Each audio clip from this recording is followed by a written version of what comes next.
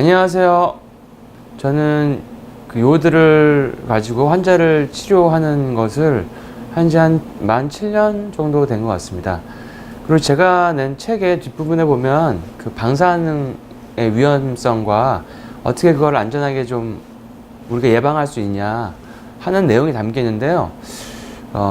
그런 내용을 담다 보니까 얼마 전에 이제 그 한 환자분이 부산의 기장에 있는 한 환자분이 병원에 찾아오셨습니다. 제가 지금 이 영상을 찍는 거는 그 환자분의 그 요청 때문에 찍고 있는데요. 그분의 요청이라는 것은 우리 그 기장에는 6개의 원전이 있는데 주변에 사람들이 아픈 것 같다. 이게 원전 때문에 아픈 게 맞냐? 우리는 원전 때문에 아픈 것 같은데 이것을 어떻게 하면 좀 더 안전하게 우리 주민들을 건강하게 할 수 있겠냐, 이런 방법이 뭐가 있겠냐. 원장님 책을 봤더니 그런 방법이 있을 것 같은데 그걸 좀 알려달라. 그리고 좀 저 기장에 와주셔서 담당자들을 만나달라고 한 요청을 받았습니다. 사실은 저는 이런 영상 같은 거 찍는 것도 사실은 많이 안 해봤고, 그러니까 기장에 가서 누굴 만나는 것도 상상해 본 적이 없는데 좀 당황스럽지만 간곡한 요청에 의해서 하루 진료를 빼고 기장으로 내려갔습니다. 내려가서 그 군수 관계자와 원자력 관계자를 만났습니다. 일단 그쪽의 상황이 어떤지를 알기 위해서 내려가기 전에 제가 간단한 서칭을 해봤거든요. 기장은 안전한가? 라는 서칭을 해봤더니 원전 주변의 기장의 갑상선 암의 발병률은 우리나라 평균의 10배 정도 된다고 나와 있더라고요. 그래서 한번 여쭤봤습니다. 평균의 10배가 된다고 나오는데 이거에 대해서 어떻게 생각하십니까? 라고 물어봤을 때 저에게 돌아온 답변은 이것은 우리가 무료로 검진을 많이 해주기 때문에 그렇다라는 답변이었습니다. 저는 더 이상 말을 이어가지 못했는데요. 그렇게 생각하면은 다른 지역의 주민들도 지금 검사를 하지 않아서 무려 10분의 9에 해당하는 환자들이 갑상선 암을 가지고 살아간다는 얘기거든요. 기장만큼 검사를 안 했다는 얘기죠. 그건 조금 뭔가 오류가 있다고 생각이 들었습니다. 후쿠시마 체르노빌을 우리가 겪어봤는데요.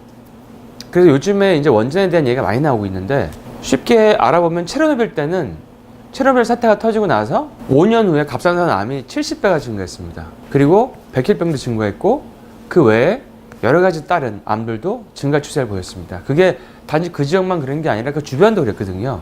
유럽에도. 그리고 후쿠시마는 사실은 체르노빌보다 더 심한 사태입니다. 왜냐하면 폭발된 원전 개수가 1개가 아니라 후쿠시마는 4개였거든요. 그래서 더 많은 그 위험이 있고 현재 진행 중이고 아직 그게 봉인도 되지 않았습니다. 근데 그 원자력 안전소장과 얘기를 했다 보니까 그분은 그러시더라고요. 제가 알고 있는 거와는 다르게 후쿠시마는 이미 봉인이 됐고, 그 다음에 후쿠시마의 위험성은 체르노빌의 20%밖에 안 된다. 그리고 한국은 완전히 안전하다. 그리고 어떤 그 판도라 영화나 이런 데서 나왔던 원전이 폭발하는 이런 시나리오는 완전히 그거는 그냥 SF다, 이렇게 얘기를 하시더라고요. 전문가가 그렇게 얘기를 하시니까 제가 뭐라고 얘기를 못했지만, 일단 후쿠시마는 상식적으로 생각해도 체르노빌의 4개가 넘는 그 원자로가 문제가 생겼는데 20%밖에 안 된다는 것도 말이 안 됐고, 후쿠시마는 봉인 이미 됐다고 강력하게 얘기하셔서 제가 뭐라고 얘기를 못했지만, 그러고 나서 한번 알아보니까 그 체르노빌은 사태가 터진 이후에 사회주의 국가다 보니까 5개월 만에 사람들이 투입이 돼서 죽어가면서 콘크리트 벽을 쌓아서 봉인이 됐고, 그 사람들이 국립묘지에 묻혔고, 그리고 지금도 다시 리뉴얼 중에 있습니다. 근데 후쿠시마는 그런 거에 관한 뉴스나 계획은 전혀 없고, 지금도 땅속으로 계속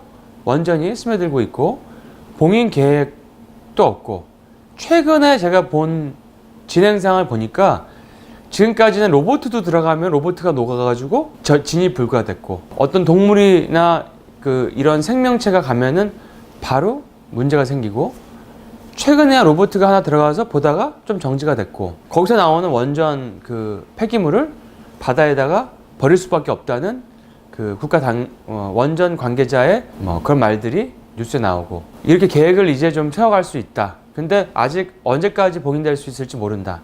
이런 얘기만 나오고 있습니다. 그러니까 전혀 사실은 실제 우리가 아는 거랑 다른 얘기를 하시더라고요. 그리고 가장 우리가 위험하게 보는 거는 실제로 방사능 사태가 터졌을 때 그 피폭되는 것도 위험하지만 내부 피폭, 그 방사능이 터졌을 때 어떤 땅과 그 대기가 오염되면은 그것을 음식이나 이제 공기를 통해서 그게 흡수됐을 때 몸 안에서 가장 그게 위험성을 일으킨다라고 그 우크라이나에서 발표가 됐습니다. 그 방사능은 허용 기준치가 없어요. 그러니까 이게 어느 정도 이하면 몸에 안전하다는 기준치가 없습니다. 어느 한도가 없고요. 제가 알기로 후쿠시마 사태가 터진 이후에 허용 기준치가 올라갔습니다. 왜냐하면 허용 기준치가 너무 낮게 잡으면 너무 다 위험해지기 때문에 그게 안정감을 주기 위해서인지 모르지만 허용 기준치를 올렸어요. 우리가 뭐 CT도 뭐 한 번 찍으면 뭐 3개월에서 6개월에 수명이 단축된다 이런 얘기도 있잖아요. 그러니까 방사능의 허용 기준치가 올라가 있고 방사능은 있으면 무조건 좋지 않은 거다 이렇게 돼 있죠. 미국에서는 1,400만 명분의 포타슘 아이오다이드를 구비해서 국가에서 가지고 있습니다. 그것은 후쿠시마 사태 터지고 나서 바로 1, 2년 후에 그거를 구비했고 유럽 국가들은 이미 그 체르노빌 사태 때 많이 그것을 구비해서 뿌리기도 하고 가지고 있기도 하고 비축을 하고 있습니다. 근데 우리가 한 가지 중요한 것은 제가 요드를 연구한 연구가로서 포타슘 아이오다이드는 우리 몸의 모든 장기를 보호해주지 못합니다. 포타슘 아이오다이드라는 것은 갑상선과 피부에만 작용하고요. 그 외에 많은 다른 장기들은 아이오다인이 작용을 합니다. 그러니까 요오드가 한 개가 아니라 두 가지가 있다는 거죠. 근데 우리가 비축하고 있는 거는 단 한 가지 아이오다이드만 비축하고 있습니다. 일례로 우리가 유방의 암이라든지 난소 자궁이나 전립선 암 같은 걸 예방하고 줄이려면 아이오다이드를 먹어야 되는 게 아니라 아이오다인을 먹어야 되거든요.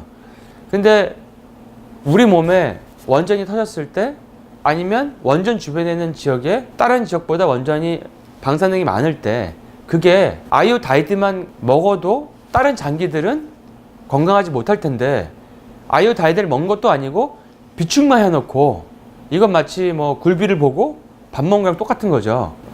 아이오다인도 사실은 비축이 돼야 되는 것이고 사실은 더 이상적인 거는 아이오다인과 아이오다이드를 이 사태가 터지기 전부터 복용을 해야 되는 겁니다. 제가 여쭤봤습니다. 그러면은 만약에 이 사태가 터졌을 때 어떻게 하실 거냐고 여쭤봤더니 우리가 직결지를 만들어서 거기서 모여서 포타슘 아이오다이드를 나눠준다고 얘기를 하시는데 실제로 사태가 터지면 직결지에 모이는 것도 쉽지가 않고 우리가 화재 현장이라든지 뭐 지진이 나거나 이럴 때 사람들이 우왕좌왕하는 모습을 보실 수 있죠. 그거는 그러니까 거의 그 형식적으로 비축을 하는 거고 실제로 이루어질 가능성은 되게 드물고요. 그리고 우리가 방사능에 오염이 되면 소리도 없고 보이지도 않고 들리지도 않지만 직접적으로 방사능을 쐬게 되는 사람들은요. 그 사람이 병원에 가면 멀쩡한 상태로 걸어 들어가서 한 3주 정도가 되면 백발이 성성한 노인이 돼서 사망하게 됩니다. 그거는 강력한 활성산소 때문에 노화가 급속도로 진행되는 거거든요. 근데 이미 그렇게 피폭이 된 걸 확인하고 나서 아이오다이드를 주는 게 무슨 의미가 있을까?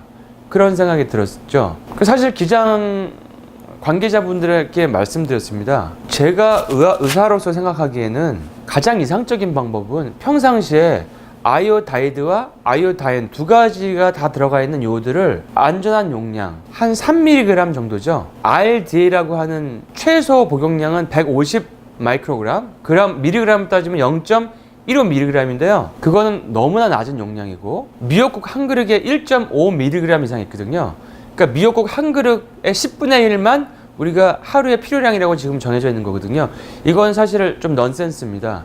이것은 갑상선 호르몬을 간신히 만들 정도의 용량이고 실제로 우리 몸을 포화시켜서 외부에 사태가 터졌을 때 방사능 요오드가 들어오게 하지 못하게 막는 효과는 전혀 볼 수가 없는 거거든요. 평상시에 임산부나 아이들도 먹어도 되는 안전한 지금까지 근거가 있는 가장 최고 용량인 3mg 정도를 지속적으로 복용을 하게 되면 원전 주변 지역들의 사람들이 나중에 방사능 사태가 터지더라도 아니면 혹시 터지지 않고 원전 주변에 방사능 오염이 우리가 잘 모르는 오염이 있다고 가정했을 때 그것을 뭔가 몸에서 부족한 부분을 채워줄 수 있기 때문에 들어오지 않는다는 거죠. 몸에서 요오드가 부족할수록 방사능 요오드가 더 잘 들어오게 되는 겁니다. 이걸 어떻게 알 수가 있냐면요, 우리가 갑상선 암이 전이가 됐는지 여부를 측정하기 위해서 갑상선 암 환자들을 방사능 요오드 치료를 하는 게 있습니다. 사실 좋은 치료는 아닌데 어쩔 수 없이 하게 되는데, 방사능 요오드 치료를 할 때 그 사람을 저요오드식을 하죠. 저요오드식을 하게, 요오드를 아예 못 먹게 한 다음에 방사능 요오드를 나부로 밀폐된 방에 들어가서 먹게 합니다. 먹게 하면은 그 요오드가 온몸에 그 요오드 장기에 퍼져서 흡수가 되는 거죠. 이제 그렇게 되면은 전이된 암은 예방할 수 있을지 몰라도, 치료할 수 있을지 몰라도, 사실 그 시술을 받고 난 분들이 요오드 장기가 자궁, 난소, 전립선, 뇌, 눈, 위장, 췌장, 여러 장기가 있기 때문에 말로 설명할 수 없는 수십 가지 증상을 나타내거든요. 어떻게 보면 지금 원전 주변에 사시는 분들이 본인은 병원에서 설명이 안 되는, 찾지 못하는 어떤 수십 가지의 불편한 증상을 앓고 또 시름시름을 앓고 있을 수 있다는 겁니다. 그리고 실제로 다른 암들의 발병률도 올라가고 있는 거를 제가 데이터로 체크했고요. 그래서 가장 이상적인 방법은 아이오다이드와 아이오다인이 혼합된 제제를 미리미리 비축하는 게 아니라 복용을 하고, 그래서 나중에 원전이 터져도 안전하고, 혹시나 원전이 터지지 않더라도 그 사람들이 안심을 할 수 있도록 하는 정책이 수립되면 가장 이상적이지 않을까 생각합니다. 그것이 비록 외국에서 아무 데서도 하고 있지 않고 유럽, 미국 이런 데서도 다 비축만 하고 있다 하더라도 누군가 한 거를 보고 따라하는 거죠. 사실 우리나라는 일본 옆에 있기 때문에 더 방사능에 민감한 나라이기 때문에 더 이상적인 방법을 우리가 수립해서 해나간다 그러면은 사실 다른 나라들도 우리나라를 따라해서 더 많은 원전 주변에 있는 사람들이 안심하고 건강할 수 있지 않을까, 저는 그렇게 생각하고 있습니다.